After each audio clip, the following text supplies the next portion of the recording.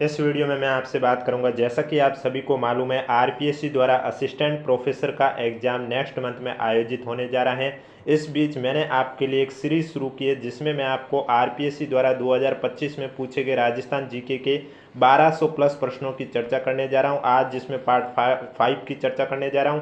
अगर अभी तक आपने 1 से लेकर तक 4 तक पार्ट नहीं देखे हैं तो प्लेलिस्ट का लिंक नीचे डिस्क्रिप्शन में दिया हुआ है। डेली ये क्लास आपको इसी समय इस यूट्यूब चैनल पर देखने को मिलेगी और आप सबके कमेंट देखने के बाद आज के वीडियो से मैंने वापस से कुछ नया और ऐड किया, यानी कि बहुत कमेंट आ रहे थे कि जहाँ पर ऑप्शन में गलत है तो वो गलत क्यों है, उसका सही क्या होगा वो भी बताएं। और जब मैंने फर्स्ट पार्ट में एक एक ऑप्शन बोलना शुरू किया तो स्टूडेंट के कमेंट आए कि आप डायरेक्ट आंसर बताएं। अब फिर मैंने सेकंड थर्ड फोर्थ पार्ट में डायरेक्ट आंसर बता रहा हूँ तो कमेंट आ रहे हैं कि एक एक ऑप्शन बोलिए, इसलिए मैंने फिर से चालू किया है। अब मैं वापस से एक एक ऑप्शन बोलूंगा और जिसमें अगर कोई गलत कथन है तो उसका सही क्या होगा वो भी मैं आपको बताऊंगा। इसलिए वीडियो पसंद आए तो वीडियो को लाइक जरूर करें, चैनल भी जरूर सब्सक्राइब करें और कमेंट बॉक्स में भी जरूर बताएं कि आपको क्लास कैसी लगी, क्योंकि आप वीडियो को लाइक करोगे कमेंट करोगे तभी हमें पता चलेगा कि आपको ये सीरीज़ पसंद आ रही है। और हम आपके लिए एग्जाम तक ये सीरीज़ कंटिन्यू रखेंगे जिसमें मैं आपको मंथली वाइज करवाता रहूँगा। और भी कमेंट आ रहे थे कि आप जिस भी पेपर का डिस्कशन करें उस पेपर का नाम भी बताइए, तो मैं आगे से हर वीडियो के स्टार्टिंग में बता दूंगा कि मैं कौन से पेपर का डिस्कशन करने जा रहा हूँ। जैसे कि आज के वीडियो में मैं आपसे 2 पेपर के डिस्कशन करने जा रहा हूँ। एक तो आपके आरपीएससी द्वारा आयोजित हुआ एनालिस्ट कम प्रोग्रामर एग्जाम, इस परीक्षा का आयोजन 20 अगस्त 2025 को किया गया था। और दूसरा में आपके डिप्टी जेलर एग्जाम जो कि 13 जुलाई 2025 को आयोजित हुआ था। इन दोनों पेपरों में मिलाकर जितने भी राजस्थान जीके के क्वेश्चन बने हैं वो मैं आपको बताने जा रहा हूं। इसलिए वीडियो पसंद आए तो एक बार वीडियो को लाइक कर लीजिए, चैनल भी जरूर सब्सक्राइब कर लीजिए, क्योंकि ये डेली क्लास आपको इसी समय यूट्यूब चैनल पर देखने को मिलेगी। और इसके अलावा अगर अभी तक आपने हमारा टेलीग्राम चैनल ज्वाइन नहीं किया है तो लिंक नीचे डिस्क्रिप्शन में दिया हुआ, आप जाके ज्वाइन कर सकते हो। तो चलिए पार्ट 5 की बात करते हैं। क्वेश्चन नंबर फर्स्ट है आपके सामने, खेलो इंडिया यूथ गेम्स 2025 में राजस्थान के खिलाड़ियों के प्रदर्शन के संबंध में निम्नलिखित में से कौन सा कथन सही नहीं है ऑब्लिक सही है। सही विकल्प का चयन कीजिए। यानी कि आपके पास 2 ऑप्शन है, इसमें से कौन सा सही है और कौन सा गलत है। सही कौन सा वो आपको बताना है। पहला है कि राजस्थान 25 स्वर्ण 11 रजत 26 कांस्य पदक सहित कुल 62 पदक जीतकर पदक तालिका में दूसरे स्थान पर आए। ये गलत है। ये गलत क्यों है? क्योंकि खेलो इंडिया यूथ गेम्स 2025 में राजस्थान ने टोटल 62 नहीं बल्कि 60 पदक जीते थे और 60 में से 24 गोल्ड जीते थे, 12 सिल्वर जीते थे और 24 ब्रॉन्ज जीते थे। जबकि यहाँ दे रखा है 25 गोल्ड, ये गलत है। 11 रजत भी गलत है, 12 थे और गोल्ड 24 थे, कांस्य भी 24 थे, तो ये भी गलत है। टोटल 62 नहीं थे, 60 थे और पदक तालिका में दूसरे नहीं तीसरे स्थान पर राजस्थान था। इस वजह से पहला ऑप्शन आपका गलत है। दूसरा, राजस्थान ने साइकिलिंग में सर्वाधिक 14 पदक जीते, ये सही है कि भाई टोटल 60 पदक जीते, इसमें से सबसे ज़्यादा साइकिलिंग में ही जीते थे 14 पदक। इसका मतलब केवल कथन बी सही है, तो बी आपका करेक्ट आंसर हो जाएगा।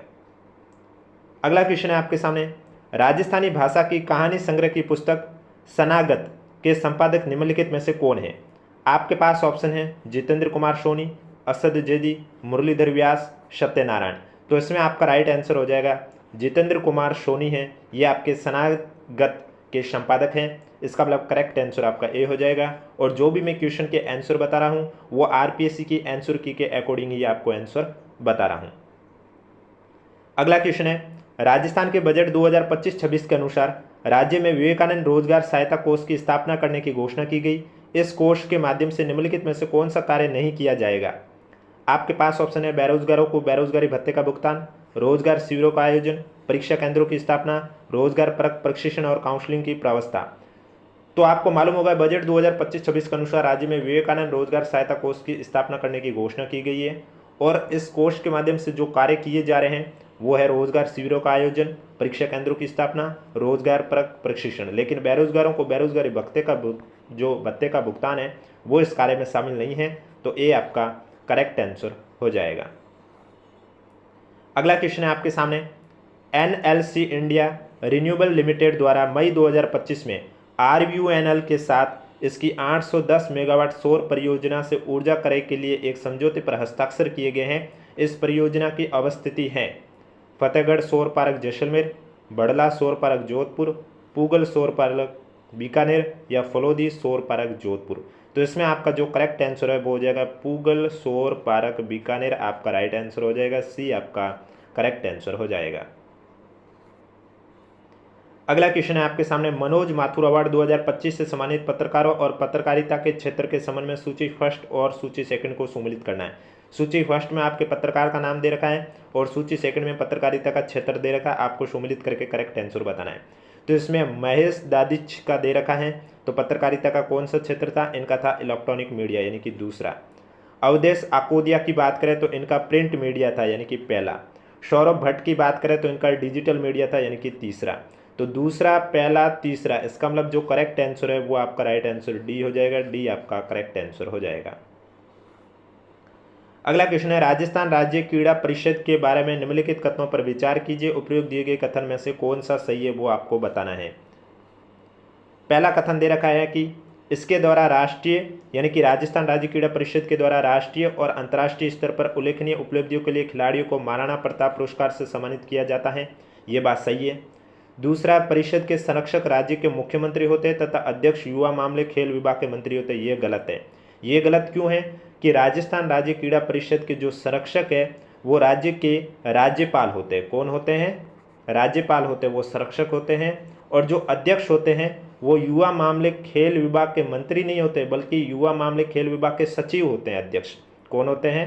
सचिव होते हैं। अब यहाँ संरक्षक में मुख्यमंत्री दे रखा है, जबकि मुख्यमंत्री तो उप संरक्षक होते हैं। क्या होते हैं? उप संरक्षक होते हैं। उम्मीद करता हूँ वीडियो पसंद आ रहा होगा, इसलिए वीडियो को लाइक जरूर कर लीजिए, चैनल भी जरूर सब्सक्राइब कर लीजिए, क्योंकि एग्जाम तक इसी तरह आपको आरपीएससी द्वारा 2025 में जितने भी राजस्थान जीके के क्वेश्चन पूछे गए हैं वो सभी करवाए जाएंगे। तो इसमें आपका करेक्ट आंसर कौन सा हो जाएगा? राजस्थान राज्य क्रीड़ा परिषद के बारे में पहला कथन सही हो जाएगा, दूसरा गलत है, पहला सही है, तो इसका मतलब सी आपका करेक्ट आंसर हो जाएगा। अगला क्वेश्चन है आपके सामने, 30 अप्रैल 2025 को आयोजित अंतर मंत्रालय बोर्ड की बैठक में उद्योग आंतरिक व्यापार संवर्धन विभाग ने देश में स्टार्टअप प्रणाली को महत्वपूर्ण बढ़ावा देते हुए आयकर अधिनियम की संशोधित धारा 80 IC के तहत आयकर छूट के लिए कितने स्टार्टअप को मंजूरी दी है? आपके पास ऑप्शन है 177, 147, 187, 167। तो इसमें आपका राइट आंसर 187 हो जाएगा, सी आपका करेक्ट आंसर हो जाएगा। नेक्स्ट क्वेश्चन है आपके सामने, राजस्थान में पीएम कुसुम योजना के बारे में निम्नलिखित में से कौन सा कथन सही नहीं है वो आपको बताना है। आपके पास 4 ऑप्शन दे रखे हैं, इनमें से कौन सा कथन सही नहीं है। अब एक एक कथन देखेंगे तभी पता चलेगा।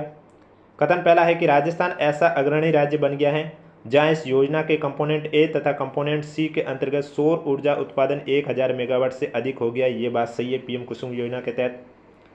दूसरा, पीएम कुसुम योजना के कंपोनेंट ए और कंपोनेंट सी के तहत ही 560 ग्रिड कनेक्टेड विकेंद्रित सौर ऊर्जा संयंत्र स्थापित कर 70,000 से अधिक कृषि उपभोक्ताओं को दिन में बिजली दी जा रही है, ये भी बात सही है।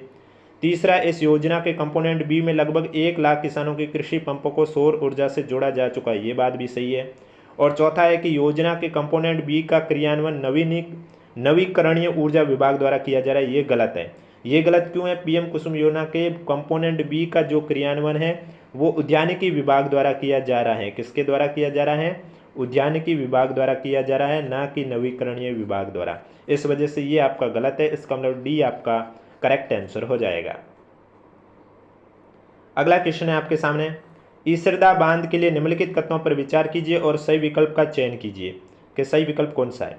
पहला दे रखा है, ईसरदा बांध बिसलपुर बांध के डाउनस्ट्रीम में ग्राम बनेटा के पास बनास नदी पर बनाया जा रहा है, ये कथन सही है। दूसरा है कि इसका निर्माण 3 चरणों में हो रहा है। प्रथम चरण में पानी के भंडारण स्तर RL 258 मीटर तक की बांध का निर्माण किया जा रहा है, ये गलत है। ये गलत इसलिए है क्योंकि ईसरदा बांध का निर्माण 2 चरणों में हो रहा है, पहली बात तो 3 चरणों में नहीं हो रहा है। और दूसरी, पानी के भंडारण स्तर या RL 258 मीटर दे रखा है, ये गलत है। पहले चरण का जो लक्ष्य रखा है वो 262 मीटर का रखा है, इस वजह से बी कथन आपका गलत है। अब कथन ए ही सही है, तो कथन ए सही है, इसका मतलब आपका डी करेक्ट आंसर हो जाएगा। अगला क्वेश्चन, ये क्वेश्चन हो चुका है। नेक्स्ट क्वेश्चन है आपके सामने, सीमा सड़क संगठन के 66वें स्थापना दिवस के अवसर पर मई 2025 में रक्षा मंत्री श्री राजनाथ सिंह ने सीमा सड़क संगठन की 50 रणनीतिक रूप से महत्वपूर्ण बुनियादी ढांचा परियोजना राष्ट्र को समर्पित की है। इन परियोजनाओं में राजस्थान की कितनी परियोजनाएं सम्मिलित थी? 3, 2, 1, 4। तो 50 रणनीतिक रूप से महत्वपूर्ण बुनियादी ढांचाएं परियोजना के तहत राजस्थान की 2 परियोजनाएं सम्मिलित थी। बी आपका करेक्ट आंसर हो जाएगा।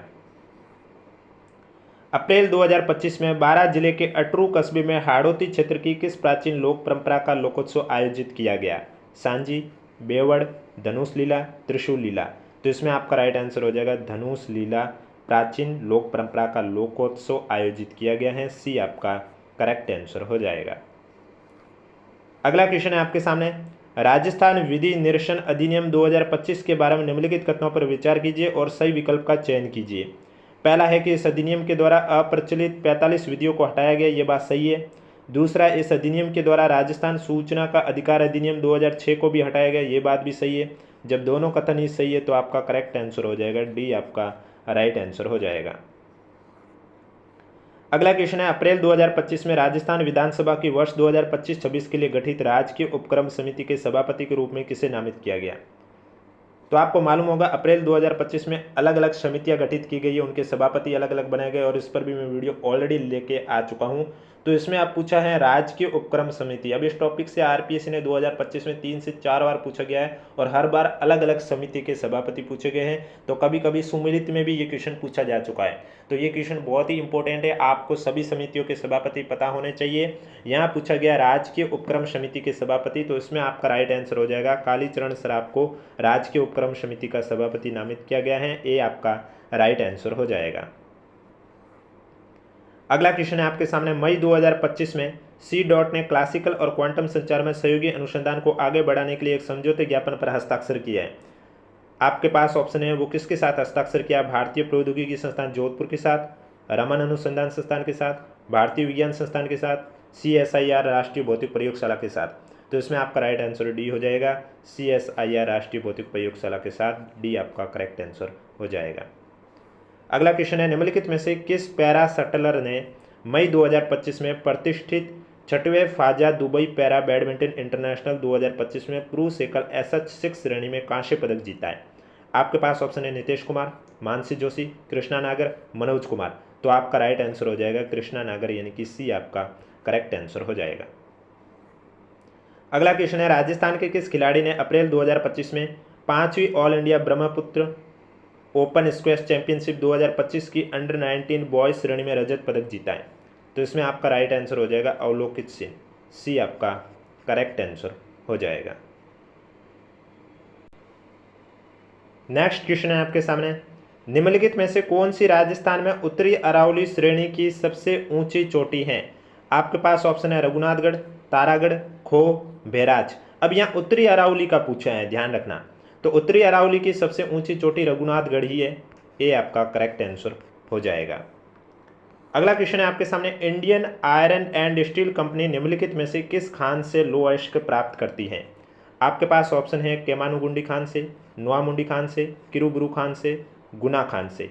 तो Indian iron and steel company जो लौह अयस्क प्राप्त करती है वो गुना खान से प्राप्त करती है। डी आपका करेक्ट आंसर हो जाएगा। अगला क्वेश्चन है आपके सामने, कौन सी नदी काली सिंध नदी की सहायक नदी नहीं है? अब काली सिंध नदी की बात करें तो परवन इसकी सहायक नदी है, निवाज इसकी सहायक नदी है, आऊ भी इसकी सहायक नदी है, लेकिन सागी इसकी सहायक नदी नहीं है। तो सागी किस नदी की सहायक नदी है? सागी आपके लूणी नदी की सहायक नदी है। तो करेक्ट आंसर डी हो जाएगा, जो कि काली सिंध नदी की सहायक नदी नहीं है। अगला क्वेश्चन है आपके सामने, राजस्थान के निम्नलिखित स्थानों में से कौन सा स्थान अधिकतम औसत वार्षिक वर्षा प्राप्त करता है? झालावाड़, बांसवाड़ा, कोटा, माउंट आबू। तो अधिकतम औसत वार्षिक वर्षा माउंट आबू प्राप्त करता है। डी आपका राइट आंसर हो जाएगा। और वीडियो पसंद आ रहा है तो एक बार वीडियो को लाइक जरूर कर लीजिए, कमेंट बॉक्स में भी जरूर बताएं, क्योंकि जब आप वीडियो को लाइक करोगे, कमेंट करोगे, तभी हमें पता चलेगा कि आपको हमारा ये कंटेंट पसंद आ रहा है और हम आपके लिए एग्जाम तक ये सीरीज कंटिन्यू इसी समय इस यूट्यूब चैनल पर रखेंगे। इसलिए अगर अभी तक आपने चैनल सब्सक्राइब नहीं किया है तो चैनल भी जरूर सब्सक्राइब कर लीजिए। अगला क्वेश्चन है आपके सामने, राज्य के दक्षिणी उच्च भूमि के सवाई माधोपुर, चित्तौड़गढ़, कोटा, बारां, झालावाड़ जिलों में निम्नलिखित में से किस प्रकार के वन पाए जाते हैं? तो कोटा, बारां, झालावाड़, चित्तौड़गढ़ इन जिलों में किस प्रकार के वन पाए जाते हैं? आपके पास ऑप्शन है खैर, शुष्क सागवान, पलास वन या उपोषण पहाड़ी वन। तो आपका राइट आंसर खैर वन हो जाएगा, यानी कि ए आपका राइट आंसर हो जाएगा। 2019 के पशुधन गणना के अनुसार निम्नलिखित में से किस जिला समूह में भैंसों की संख्या सर्वाधिक थी? अलवर, अजमेर, भीलवाड़ा, जयपुर, दौसा, करौली, भरतपुर, टोंक, नागौर, जयपुर, अलवर, भरतपुर। तो आपका राइट आंसर हो जाएगा 2019 की जो पशुधन गणना की बात करें तो उसमें भैंसों की संख्या सर्वाधिक जयपुर में थी, फिर अलवर, फिर भरतपुर, यानी कि डी आपका राइट आंसर हो जाएगा। निम्नलिखित में से कौन सा कथन हाड़ौती पठार के संदर्भ में सही नहीं है? अब हाड़ौती पठार के बारे में यहाँ लिखा हुआ कोटा, बारा, बूंदी, झालावाड़ जिलों में इस पठार का विस्तार है, ये बात सही है। यह पठार मालवा के पठार का ही विस्तार है, ये भी सही है। इस पठार की औसत ऊंचाई 600 मीटर, गलत है। इस पठार की औसत ऊंचाई है वो आपके है 600 मीटर नहीं है, 350 से लेकर 550 मीटर के बीच में है, और जहाँ तक अधिकतम माना जाता है 500 मीटर ही माना जाता है, लेकिन 600 तो गलत है। इसका मतलब सी आपका करेक्ट आंसर हो जाएगा। और ये पठार श्रोत्र धरातलीय एक रूपता नहीं रखता है, ये भी सही है। इसका मतलब सी है जो कि हाड़ौती पठार के संदर्भ में सही नहीं है, तो सी आपका राइट आंसर हो जाएगा। केओलिन के नाम से किसे जाना जाता है? Silica sand, fire clay, China clay, dolomite. Kaolin के नाम से चाइना क्ले को जाना जाता है, सी आपका राइट आंसर हो जाएगा। राजस्थान के निम्नलिखित में से किन जिलों में दशकीय जनसंख्या वृद्धि दर समान थी? 2001 से 2011 सर्वाधिक दशकीय जनसंख्या वृद्धि दर आपको मालूम है बाड़मेर जिले की थी, लेकिन यह क्वेश्चन में पूछा गया समान किसकी थी? आपके पास ऑप्शन है अजमेर, भरतपुर, करौली, पाली, जयपुर, जालोर या फिर टोंक, दौसा। तो दशकीय जनसंख्या वृद्धि दर समान आपके जयपुर और जालोर की थी, यानी कि सी आपका करेक्ट आंसर हो जाएगा। अगले क्वेश्चन में आपके एक साइड औद्योगिक पार्क है और दूसरी साइड वो स्थान दे के आपको बताना कौन सा युग में सम्मिलित है। स्टोन पार्क विष्णुदा धौलपुर सही है। होजरी पार्क बांसवाड़ा ये गलत है। Agro food park Boranada Jodhpur सही है। टेक्सटाइल पार्क सिलोरा किशनगढ़ ये भी सही है। तो होजरी पार्क कहाँ स्थित है? अब होजरी पार्क है आपके अलवर जिले में, और नए जिलों में देखा जाए तो खैरतल तिजारा में है। अब आपको देखना होगा एग्जाम में कौन सा ऑप्शन आपके पास है। तो यानी कि ए सी डी ये सही है, बी गलत है। अब क्वेश्चन में पूछा सही कौन से, तो ए सी डी सही है। इसका मतलब डी आपका करेक्ट आंसर हो जाएगा। अगला क्वेश्चन है निम्नलिखित कथनों पर विचार कीजिए और सही उत्तर का चयन कीजिए। पहला दे रखा है राजस्थान को 9 कृषि जलवायु क्षेत्रों में बांटा गया, ये गलत है। ये गलत इसलिए क्योंकि 10 कृषि जलवायु क्षेत्रों में बांटा गया है। दूसरा है राजस्थान में मक्का, मूंगफली, कपास खरीफ की फसलें, ये बात सही है। तीसरा राजस्थान सोयाबीन उत्पादन में देश में प्रथम स्थान पर है, ये भी गलत है। ये गलत क्यों है? क्योंकि सोयाबीन उत्पादन में देश में राजस्थान तीसरे स्थान पर है। इसका मतलब बी कथन एक ही आपका सही है। तो सही उत्तर का चयन करना केवल बी, यानी कि करेक्ट आंसर आपका हो जाएगा सी आपका राइट आंसर हो जाएगा। अगला क्वेश्चन है आपके सामने निवारक निरोध के संबंध में निम्नलिखित कथनों पर विचार कीजिए। ये नहीं है, ये क्वेश्चन इंडिया की। हाँ, नेक्स्ट क्वेश्चन राजस्थान जीके के ही क्वेश्चन करवा रहे हैं हम आपके लिए। राजस्थान के निम्नलिखित राज्यपालों में से किसका कार्यकाल सबसे अधिक रहा है? आपके पास ऑप्शन है जस्टिस जगत नारायण, वेदपाल त्यागी, के डी शर्मा, पी के बनर्जी। तो राज्यपालों में किसका कार्यकाल सबसे अधिक रहा है? इसमें आपका जो करेक्ट आंसर है वो हो जाएगा के डी शर्मा, सी आपका राइट आंसर हो जाएगा। अगला क्वेश्चन है आपके सामने भारतीय जनता पार्टी ने राजस्थान में कितनी बार राजस्थान विधानसभा में अपने स्पष्ट बहुमत प्राप्त किए बिना सरकार बनाई है? 1, 2, 3 या कोई नहीं। तो भारतीय जनता पार्टी बीजेपी ने राजस्थान में 2 बार राजस्थान विधानसभा में अपने स्पष्ट बहुमत प्राप्त किए बिना सरकार बनाई है, बी आपका करेक्ट आंसर हो जाएगा। राजस्थान पंचायती राज अधिनियम 1994 के अनुसार एक वित्तीय वर्ष में ग्राम सभा की कितनी न्यूनतम बैठकें होना आवश्यक है? 1, 2, 3 या 4। तो एक वित्तीय वर्ष में ग्राम सभा की 2 बैठकें होना कंपलसरी है, बी आपका करेक्ट आंसर हो जाएगा। अगला क्वेश्चन है कथन और कारण दे रखा है। कथन है कि रजनी कोठारी की दृष्टि में ये राजनीति नहीं है जो जातिग्रस्त है, बल्कि यह जाति जिसका राजनीतिकरण हुआ है। कारण है कि उनकी दृष्टि में प्रतियोगी राजनीति के परिचालन ने जाति को उसके अराजनीतिक संदर्भ से बाहर ला दिया। इसमें दोनों स्वतंत्र रूप से सही है और कारण कथन की सही व्याख्या भी करता है, तो ए आपका करेक्ट आंसर हो जाएगा। अगला क्वेश्चन है सूचना का अधिकार अधिनियम 2005 की धारा 15(4) के अंतर्गत बनाए गए राजस्थान सूचना आयोग विनियमन 2007 किस तिथि को लागू हुआ? 12 मई, 24 जुलाई, 2 अक्टूबर, 14 नवंबर। तो राजस्थान सूचना आयोग विनियम 2007 है वो कौन सी तिथि को लागू हुआ था? 24 जुलाई 2007 को। तो बी आपका करेक्ट आंसर हो जाएगा। राजस्थान लोकायुक्त तथा उप लोकायुक्त अधिनियम 1973 में दी गई परिभाषाओं से संबंधित निम्नलिखित कथनों पर विचार कीजिए और इसमें कौन सा कथन सही है वो बताना है। पहला है कि मंत्री से राजस्थान राज्य की मंत्रिपरिषद का कोई सदस्य अभिप्रेत है जो चाहे किसी भी नाम से ज्ञात हो, अर्थात मंत्री, राज्य मंत्री या उप मंत्री। ये सही नहीं है। दूसरा, अधिकारी से राजस्थान राज्य के क्रियाकलापों के संबंध में किसी लोक सेवा में या लोक पद पर नियुक्त व्यक्ति अभिप्रेत है। ये बात सही है। केवल बी सही है। इसका मतलब करेक्ट आंसर आपका हो जाएगा बी, आपका राइट आंसर। अगला क्वेश्चन है आपके सामने, निम्नलिखित में से कौन राज्य के वित्त आयोग द्वारा दी गई सिफारिशों के आधार पर राजस्थान में नगरपालिकाओं के संसाधनों की अनुपूर्ति के लिए राज्य की संचित निधि के संवर्धन के लिए आवश्यक अदुपायों के बारे में राष्ट्रपति को सिफारिशें करता है। आपके पास ऑप्शन है भारत का वित्त आयोग, नीति आयोग, राज्य सरकार, राज्यपाल। तो भारत का वित्त आयोग आपका राइट आंसर, ए आपका करेक्ट आंसर हो जाएगा। और वीडियो कैसा लग रहा है कमेंट बॉक्स में जरूर बताएं। वीडियो पसंद आए तो वीडियो को लाइक कीजिए, चैनल जरूर सब्सक्राइब कीजिए। कौन सा युग में सही नहीं है? एक साइड फसल है, दूसरी साइड 2022-23 में राजस्थान का भारत में स्थान बता रखा है। अब बाजरे में भारत का पहला स्थान था, ये बात सही है। मूंगफली में यहाँ तीसरा दे रखा है, ये गलत है, क्योंकि मूंगफली में भारत में राजस्थान का दूसरा स्थान था। सोयाबीन तीसरा सही है, रैपसीड और सरसों में पहला सही है। इसका मतलब बी है, जो कि सही सुमिलित नहीं है। अगला क्वेश्चन है आपके सामने, निम्न कथनों पर विचार कीजिए और सही कथन कौन सा है वो आपको बताना है। राजस्थान की एकीकृत स्वच्छ ऊर्जा नीति 2024 का लक्ष्य 2030 तक 3000 किलो टन प्रतिवर्ष हरित हाइड्रोजन उत्पादन प्राप्त करना है। ये तो कथन गलत है। राजस्थान विद्युत प्रसारण निगम राजस्थान में ऊर्जा संरक्षण ऊर्जा दक्षता कार्यक्रम के लिए कार्यान्वयन एजेंसी है। ये भी गलत है। जब दोनों कथन गलत है इसका मतलब दोनों कथन असत्य हैं, यानी कि डी आपका करेक्ट आंसर हो जाएगा।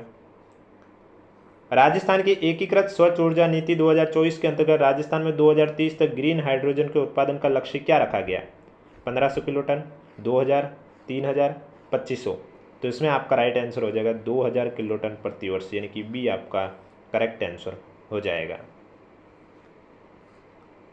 अब देखो यहाँ 3000 किलो टन प्रति वर्ष हरित हाइड्रोजन की बात की थी, जो कि गलत था।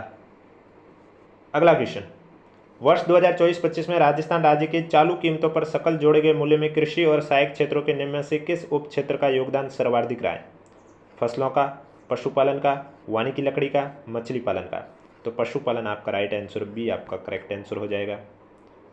राजस्थान की मगरा क्षेत्र विकास योजना के संबंध में निम्नलिखित कथनों पर विचार कीजिए और सही कथन कौन सा है? भीलवाड़ा जिला मगरा क्षेत्र विकास योजना के अंतर्गत आता है, एकदम सही है। मगरा क्षेत्र विकास योजना के अंतर्गत आने वाले क्षेत्रों को जनजातीय क्षेत्र विकास के अंतर्गत भी लाया जा सकता है, नहीं। तो केवल ए सही है, ए आपका करेक्ट आंसर हो जाएगा। दीनदयाल अंत्योदय योजना राष्ट्रीय ग्रामीण आजीविका मिशन के संबंध में कौन सा कथन सही है वो आपको बताना है। तो इसमें पहला दे रखा है, ये प्रमुख गरीबी उन्मूलन कार्यक्रम जिसे 2012 में शुरू किया, इसे 2013 में शुरू किया गया था। तो 2012 तो गलत हो गया। यह गरीबों की आजीविका में सुधार करने के लिए विश्व की सबसे बड़ी पहलों में से एक है, ये सही है। यह कार्यक्रम संस्थाओं के निर्माण और आजीविका को बढ़ाने के लिए सामुदायिक संसाधनों का लाभ उठाता है, ये भी सही है। तो बी और सी दोनों सही है। इसका मतलब जो करेक्ट आंसर है वो आपका राइट आंसर हो जाएगा, बी।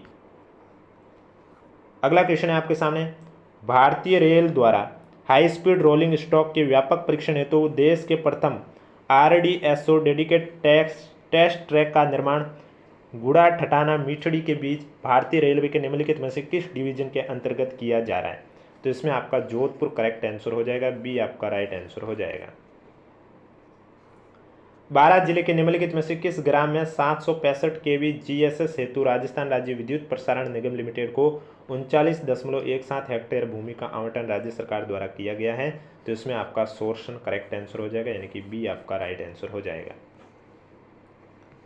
राजस्थान लॉजिस्टिक पॉलिसी 2025 के प्रावधानों के अंतर्गत राज्य स्तरीय प्रोजेक्ट एवल्यूएशन समिति के सदस्यों की संख्या है वो कितनी है? 8, 9, 10 या 11। तो इसमें आपका 10 करेक्ट आंसर, यानी कि सी आपका राइट आंसर हो जाएगा। राजस्थान सरकार की योजनाओं के संदर्भ में निम्नलिखित कथनों पर विचार कीजिए और सही विकल्प का चयन कीजिए।